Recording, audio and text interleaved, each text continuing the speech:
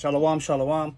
First and foremost, I want to give all praise, honor, and glory to YAHAWAH, Bahashem, Yahawashi, Bahashem, Rakahakodash, and double honors to the elders and bishops of Great Millstone who teach and rule well, and salutations to the beloved prophets and brothers continue to exhort the sheep in these last days.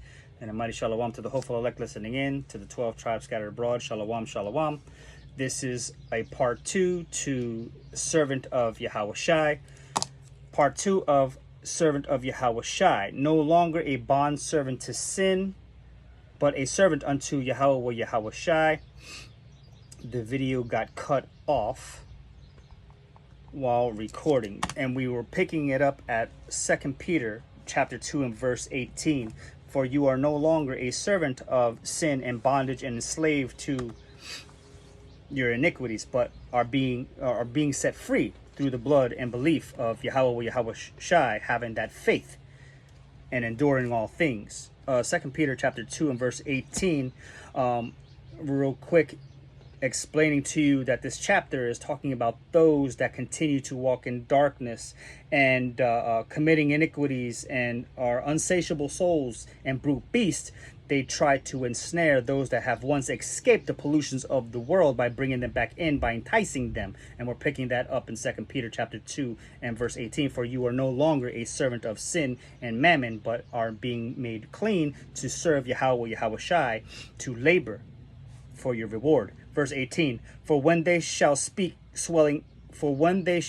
great swelling words of vanity, they allure through the lust of the flesh, through much wantonness, those that were clean escaped from them who live in error. Now those that are trying to entice you to come back into the world, let's go commit iniquity again, let's go smoke, let's go get drink, let's go clubbing, let's go do all these things that can cause us to err and putting down the plow and return back into the world. Verse 19, while they promise them liberty, they themselves are the servants of corruption. These are those that are trying to ensnare you and ultimately get you thrown out of the truth, if you will.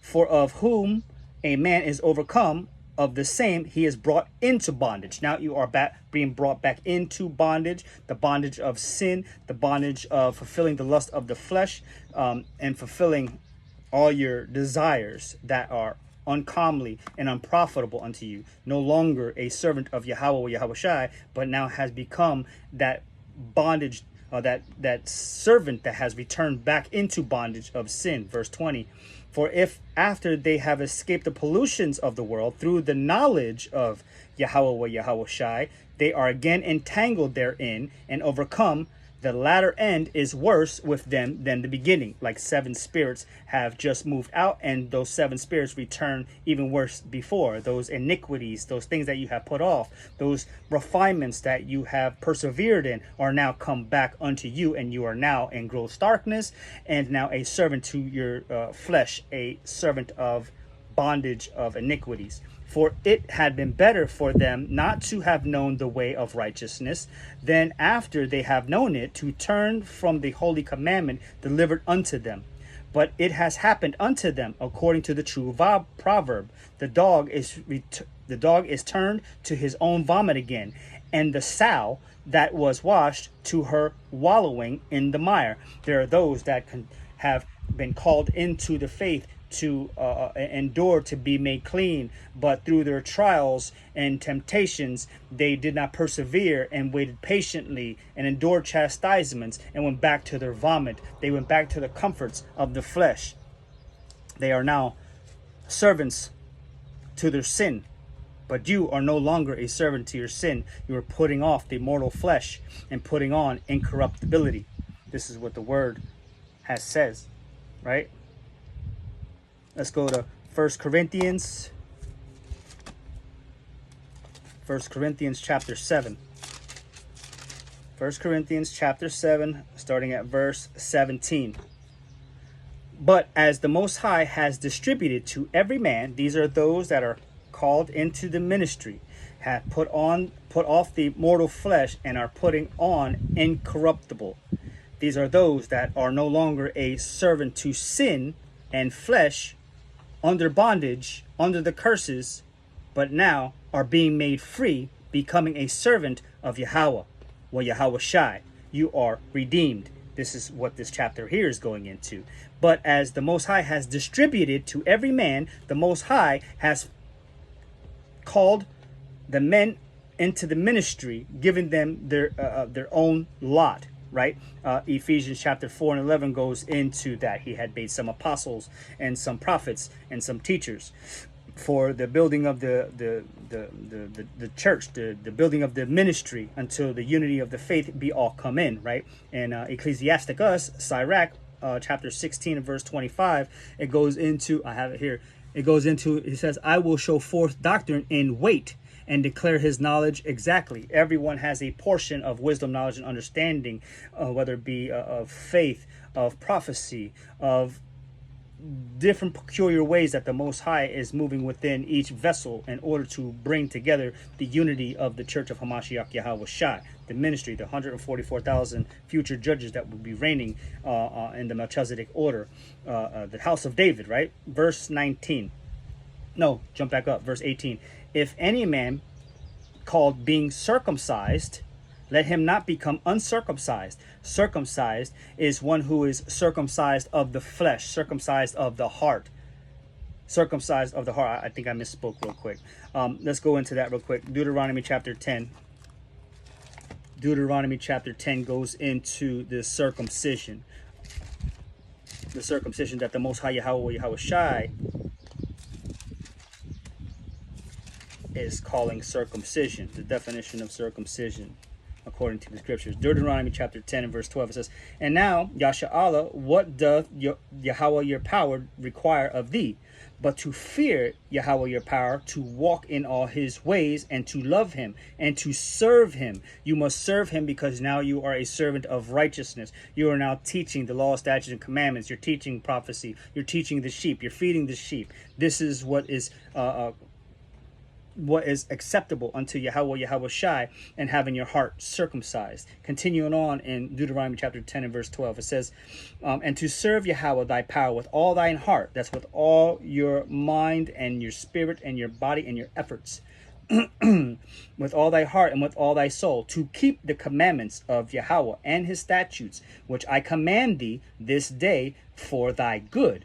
Behold, the heaven and the heaven of heavens is Yahawah's, thy power, and earth also, with all that there is, that therein is.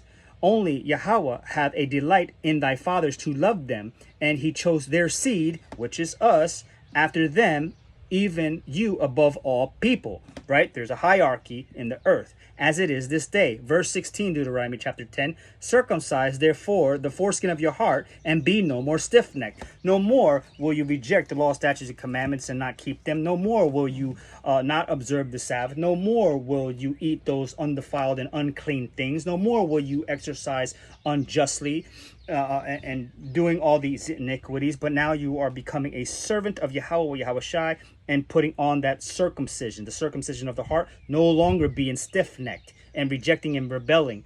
Back in 1 Corinthians chapter 7, mid verse of 18, it says, let him not become uncircumcised. Is any called in uncircumcision?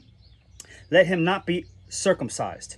Circumcision is nothing, and uncircumcision is nothing, but the keeping of the commandments of the Most High Yahawah. Right. Circumcision is nothing, and uncircumcision is nothing. So even if you had this ability, if you have this ability to continue in persevering and keeping the law, statutes, and commandments, if you do not continue in them and keeping the commandments, circumcision profiteth you nothing, because you have went back to your vomit, and uncircumcision is nothing, because you have not been called. That's the verse above it. Verse 20, let every man abide in the same calling. Whatever lot you were called into, abide in it. Persevere, endure, do the labor. Let every man abide in the same calling wherein he was called. Stand on your square. Do not be distracted, and do not care about the affairs of what's going on in this world, but stay busy in prophecy and doing the work that you have been called into this ministry. Verse 21, art thou called being a servant? Care not for it. You must care for your profession, right? Because this is a profession. But if thou mayest be made free, use it rather. Now, if you are now being made free by the blood of Hamashiach Yahushai, who has called you out of darkness and into his marvelous light. Again, this is a continuation of the first video called Servant of Yahawashi. This was supposed to be one video, but the memory didn't allow. Otherwise, blessed be unto the Most High Yahweh our power. Verse 21, art thou called being a servant? Care not for it, but if thou mayest be made free, use it rather. For he that is called in Yahweh, being a servant, is Yahweh's free man. You are a free man, no longer a servant to the affairs of this life. Likewise also, he that is called, being free, is Hamashiach's servant. Ye are bought with a price. Be not ye the servants of men. Brethren, let every man wherein he is called, therein abide with the Most High. Continue to do the labor. Continue to do the labor. Persevere, because you were called out of darkness into his marvelous light. And he who the Son sets free is freed indeed. And you are now a servant of righteousness, no longer a servant of iniquity and sin, no longer having the cares of this world. John chapter 15. Let's go to John chapter 15. John chapter 15 and verse 18. It says, if the world hated you, you know that it hated me before it hated you. Right away. Just know, hold on, I think I got the wrong verse. I have chosen you out of the world. Salakia. All right, got it. So, these things I command you. I think I messed up the verses here. Just give me one moment. John chapter 15, verse 18. If the world had hated you, you know that it hated me before it hated you. If you were of the world would love his own. But because you are not of the world, but I have chosen you out of the world, therefore the world hateth you. Sorry, I didn't add that second verse. That's what threw me off. So, you are not of this world, because you are going through the process of being purged of your iniquities, putting on those righteous garments, and you are not becoming familiar with anything that this world can recognize. You are no longer that same person. You no longer get down the way they do. You are now being isolated and called into his marvelous light for refinement purposes, for the purposes of salvation and the kingdom to come. Right? Because now you are servant of Yahweh or Yahawashi. You are his servant. Let's go to Hebrews chapter 2. Hebrews chapter 2 and verse 14. For as much then as the children are partakers of the flesh and blood, he also himself likewise took part of the same, our Messiah, that through death he might destroy him that had the power of death, that is, the devil, and deliver them who through fear of death were all their lifetime subject to bondage. You were subject to that bondage because you had a fear of death, but he has redeemed you out of that darkness and no longer subject to the curses that kept you in the fear of death. A servant to your flesh, a servant to mammon, but now as you serve Yahweh Yahawashi, he is giving you the kingdom. You no longer are considering the things that you need to put on or the things that you are going to eat, but you are taken out from the fear of death to where all your lifetime you were subject to bondage. These are those that are still trapped in that carnal mentality. How are we going to do this? How are we going to do that? Where are we going to go when that happens? And this and that. The Most High Yahawashi, you serve him and he will lead you all the way through the fire. That's his word. Right? That's his word. Let's go to all your life. You were subject to bondage, but you are being freed from that bondage. You are being brought out of the curses. The day of judgment is very nigh at hand. Redemption is nigh at hand. We're going to Jude chapter 1, verse 6. Or verse 6. It says, and the angels which kept not their first estate, but left their own habitation, he hath reserved in everlasting change under darkness unto the judgment of the great day. These are the first fruits of Yahawashi that fell from the first of state, fell from the heaven, the power of righteousness, from dominion. This is their first estate, because when falling, iniquity abounded, right? And then the chains of darkness has kept them under bondage, underneath the curses, until the days of judgment. But we're in a time and in a season where those angels are becoming freed, set free, because they're returning to their first estate in serving Yahawah Yahawashi and keeping his word. Right? Let's go to Revelation chapter 12. Revelation chapter 12. Revelation chapter 12, verse 11. Revelation chapter 12, verse 11. He says, "And they overcame him by the blood of the Lamb and by the word of their testimony, and they loved not their lives unto the death." These are those that are coming out of tribulation and curses and judgment, coming out of these heathen nations where they were subject to serve this whole entire time under bondage, having that fear of death. But the Most High Yahawah Yahawashi has risen to redeem us out of this estate and be brought into our first estate. Hebrews chapter 4. We are a servant of the Most High Yahawah Yahawashi. We serve him. We no longer are serving our flesh, serving sin, serving man, serving sin. Hebrews chapter 4 and verse 1. "Let us therefore fear, lest a promise being left us to enter into his rest, any of you should seem to come short of it." Let's not be overconfident, but continue to persevere and labor for our reward and endure all things. Verse 2. "For unto us was the gospel preached." This was that light that was brought to us, that marvelous light, and we received his light. "For unto us was the gospel preached, as well as unto them." This is the 2/3 of our people, and this also can be applied to our forefathers who were broken off from the natural branch.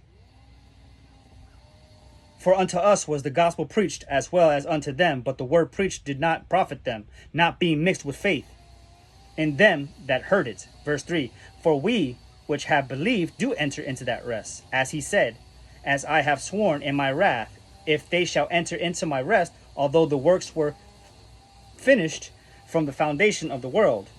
Right? Yahawashi was that chief cornerstone. That work was already finished. All we have to do is pick up the plow and continue to walk in that labor, continue in that work.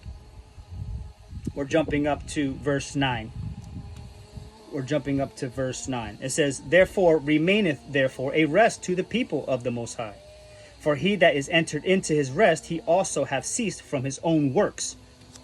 Right? We put off our own desires, our own things that we want to achieve in this world, because a new world is promised unto us, as the Most High did from his.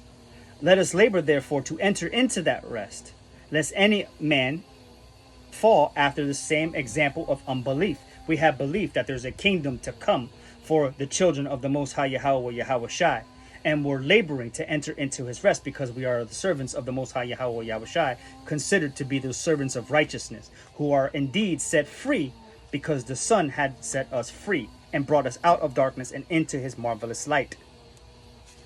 We'll go to 1 Timothy.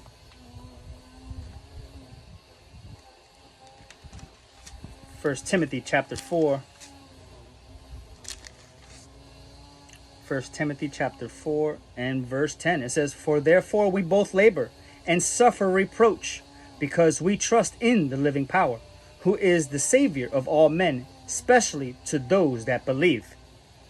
Jump over to verse 1 Timothy chapter 5 verse 18. "For the scripture saith, Thou shalt not muzzle the ox, thou treadeth out the corn, and the laborer is worthy of his reward." We are laboring because we are the servants of Yahawah Yahawashi. Continue to persevere because the Son has made us free, and we are free indeed, no longer servants and bondmen to us, to our sin and flesh, but now have been separated from our iniquities and putting on immortality. Matthew chapter 10 and verse 22 reads, "And ye shall be hated of all men for my name's sake, but he that endureth to the end shall be saved." You must endure to the end while you are serving the Most High Yahawah YAHAWAH, right? But when they persecute you in one city, flee to another. For verily I say unto you, ye shall not have gone over the cities of Yashar'Allah till the Son of Man come. And the disciple is not above his master, nor the servant above his Lord. So we are the servants of Yahawah YAHAWAH, and we must endure to the end and continue to labor and feed the sheep. So with that, I pray this is edifying unto the elect and to the sincere sheep. Shalom, shalom.